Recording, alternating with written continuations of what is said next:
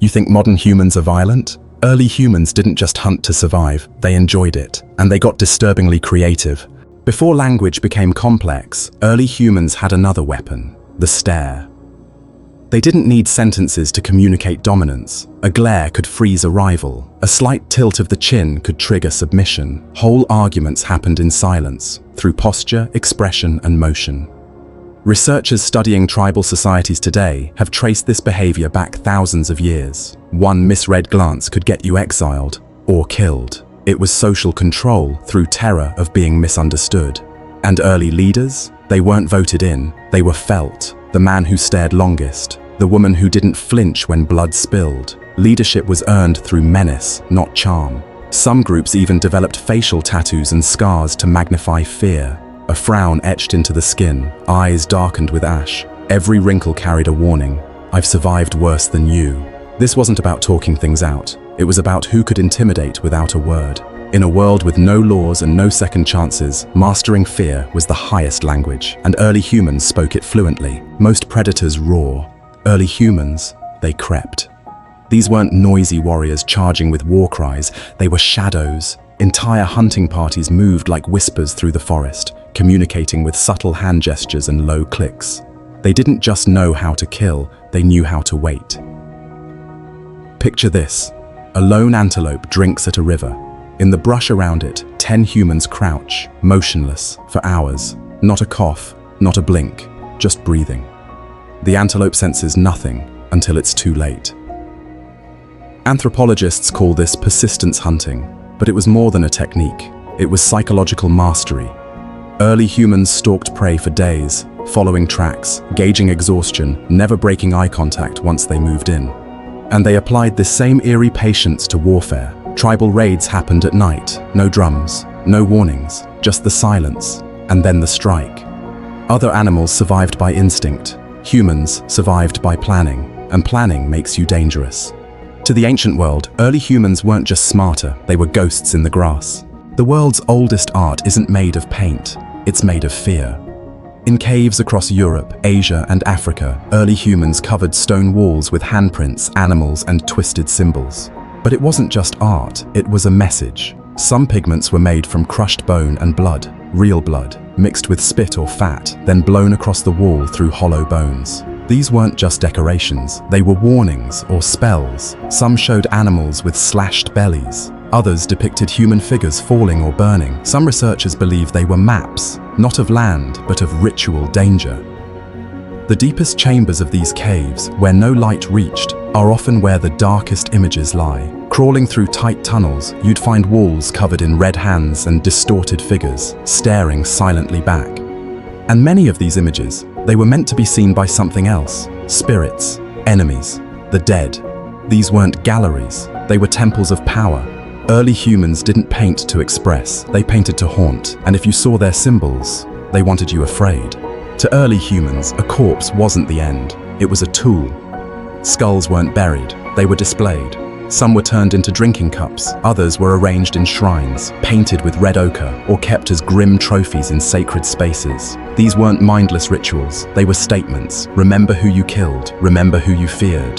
In some tribes, the bones of enemies were ground into powder and scattered over new weapons, a terrifying blend of superstition and psychological warfare. Others buried their dead upright, eyes facing enemies, as if even death wouldn't stop their watch, and they didn't spare their own. Evidence from burial pits in Europe and Asia shows that loved ones were often dismembered before burial, not from cruelty, but belief. Some thought the soul could only leave if the body was broken. To us, it's disturbing, but to them, it was power. Death was not a boundary, it was a resource. They didn't mourn death like we do, they commanded it. And when you walked past their bone-filled caves, you knew you weren't just in their land, you were in their world. Music wasn't soothing in the ancient world. It was a force of fear. Early humans made instruments from bones, tusks, and hollowed skulls. Flutes shrieked like birds, drums thundered like stampedes, and when entire tribes played together, the noise wasn't beautiful, it was overwhelming. Some used sound to paralyze prey. A sudden clash of drums, shouts, and horns would scatter animals in terror or drive them into traps. Others used rhythm to terrify rival tribes. Imagine being in a forest at night and hearing dozens of bone flutes howling from the darkness, not knowing where or what was coming. And it didn't stop at battle. Some burial sites contain noise-making artifacts placed in the graves so the dead could be heard in the wind, as if reminding the living they weren't alone. To early humans, sound was more than communication. It was a psychological assault. Every beat, every note, every breath through bone was meant to disturb. They didn't play music to entertain. They played it to warn you.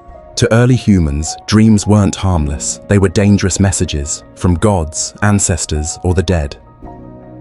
A vivid dream could shift the fate of a tribe. If someone dreamed of fire, war might follow. If they saw an animal, the hunt would change course. Dreams were consulted like oracles, and ignoring them was a risk no one took. Some tribes even had designated dream watchers, people who trained to control their dreams, travel in them, and return with warnings. These dreamers claimed they could see enemies from miles away or sense death approaching. And nightmares, they weren't dismissed. They were studied. A nightmare meant something had gone wrong, that someone or something was watching. People were exiled based on dreams. Others were killed because someone dreamed they betrayed the tribe. In their world, the mind at rest wasn't at peace. It was active, it was listening. And if you said the wrong thing in your sleep, you might not wake up at all. Fire didn't just keep early humans warm, it gave them power. Real power. The kind that terrified animals and rival tribes alike. Imagine watching a band of early humans circle a lion's den at night, torches blazing, eyes glowing with reflected flame. They weren't just keeping beasts away, they were taunting them. Fire turned night into their domain. It let them hunt after dark, cook raw meat into brain-fueling protein, and even signal allies miles away. But it wasn't just practical, it was psychological warfare.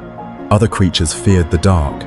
Humans lit it up. They could control nature's most violent force. That made them godlike. And with fire came transformation. They made weapons harder, tools stronger, and food safer. They painted stories on cave walls by flickering torchlight, not to entertain, but to pass on knowledge, warnings, threats. To an ancient predator, a glowing cave wasn't just strange, it was a sign. Don't come closer, something smarter lives here now. The forest feared them. The savannah gave way to them because they held fire, and no one else dared. Early humans didn't always show their faces. Sometimes they became something else entirely. Across continents, they crafted masks from bone, bark, feathers, and skulls, not for beauty, but for transformation. To hunt, they wore animal faces. To fight, they became spirits of war. And to scare their enemies, they became walking nightmares. Some masks had exaggerated jaws, sunken eyes, or twisted shapes, designed to unsettle.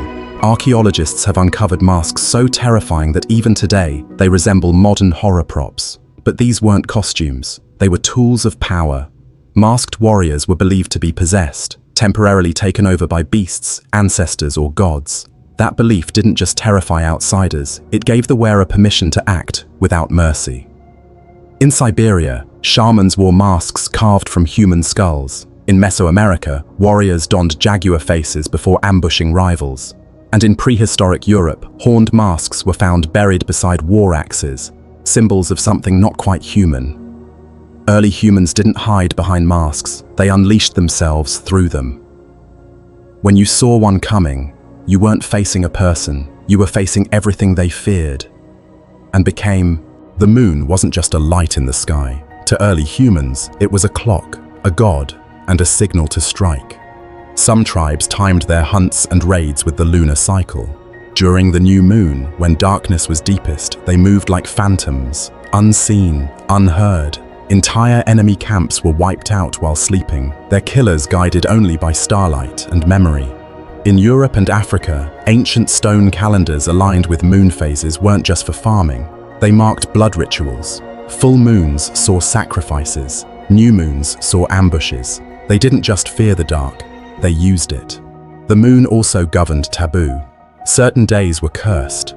If you crossed someone during a blood moon, vengeance wasn't just expected, it was required.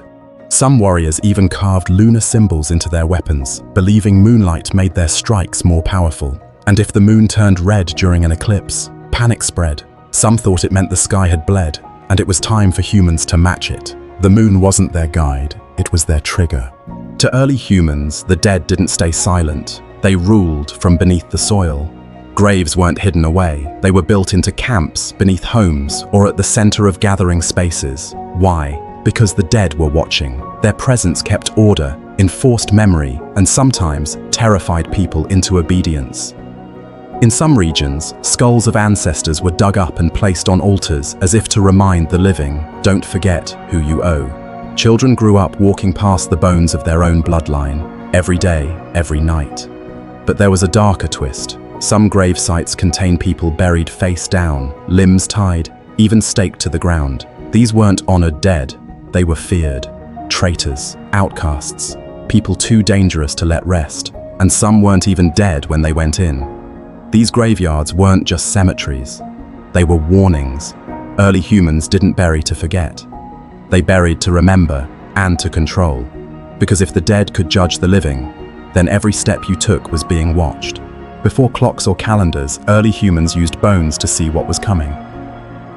Across ancient China, Siberia, and Africa, tribes practiced osteomancy, the reading of bones. They'd heat shoulder blades, crack knuckle bones, or burn turtle shells and interpret the fractures like divine signals. Where the bones split, they believed fate had spoken. In some rituals, bones were placed in fire and the popping sound was listened to like a voice. Did it crack sharply? A good omen. Did it hiss and curl? A sign of betrayal, war, death. These weren't games.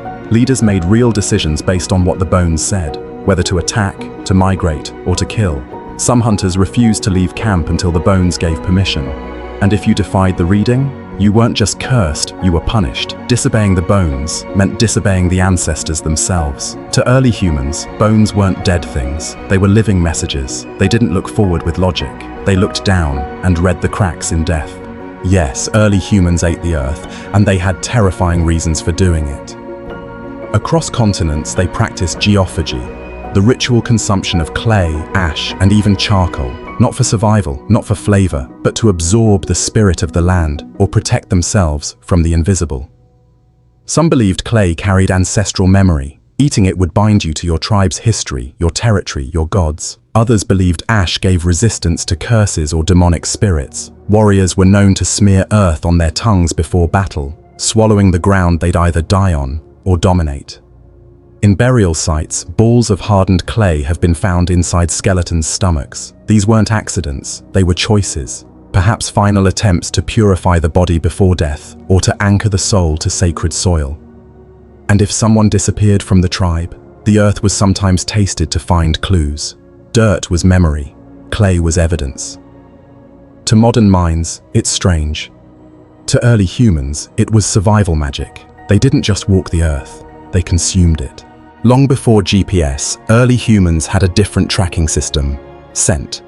Their sense of smell wasn't just sharp, it was predatory. Studies suggest that early humans could detect the faint musk of blood, sweat, and fear over long distances. They could smell a wounded animal or a panicked rival through trees, wind, and even rainfall.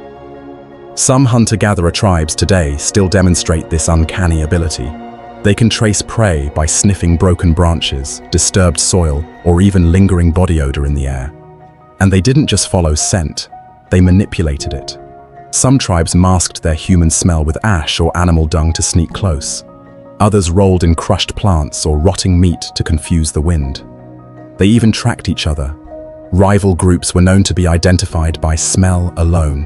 One wrong whiff, and your tribe's scent marked you as prey. In a world without walls, being smelled could mean being hunted. To survive among early humans, you had to hide not just your body, but your odor. Because once they caught your scent, they never lost the trail. Modern survivalists study the wilderness. Early humans mastered it, and then vanished into it. When threatened, they didn't run, they dissolved.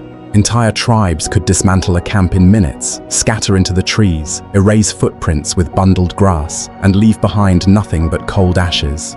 Predators, enemies, even rival humans would arrive to find silence, no scent, no sound, just the uneasy feeling they were being watched. They moved through forests without snapping twigs. They crossed rivers using logs and vines that were hidden after use. Some groups even walked backward in their own tracks to confuse followers, a trick still used by elite trackers today.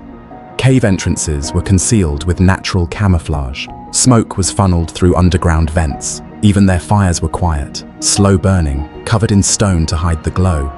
If early humans didn't want to be found, you never would. This wasn't luck or myth, it was design. They didn't just survive the wild, they became invisible in it. Childhood wasn't innocent in the prehistoric world. It was a survival boot camp. From the moment they could walk, early human children were handed stone tools. At age 3, they learned how to strip meat from bone. By 5, they were tracking animals, copying silent signals, and watching their elders deliver death without hesitation. There were no toys. A stick could be a spear, a bone could be a hammer. Play was training. Wrestling, climbing, mimicking predators. Childhood injuries weren't accidents, they were rites of passage. And if they failed, nature didn't forgive. The weak were left behind. Some burial sites reveal children with crushed limbs or healed over fractures, signs they were either hardened by pain or eliminated by it. Worse, some children were used in religious or tribal rituals, sacrifices, banishments, test hunts. If you lived past 10, you weren't lucky, you were proven. Early humans didn't shelter their young, they forged them, because in their world, being gentle didn't raise survivors. Only the fierce made it to adulthood.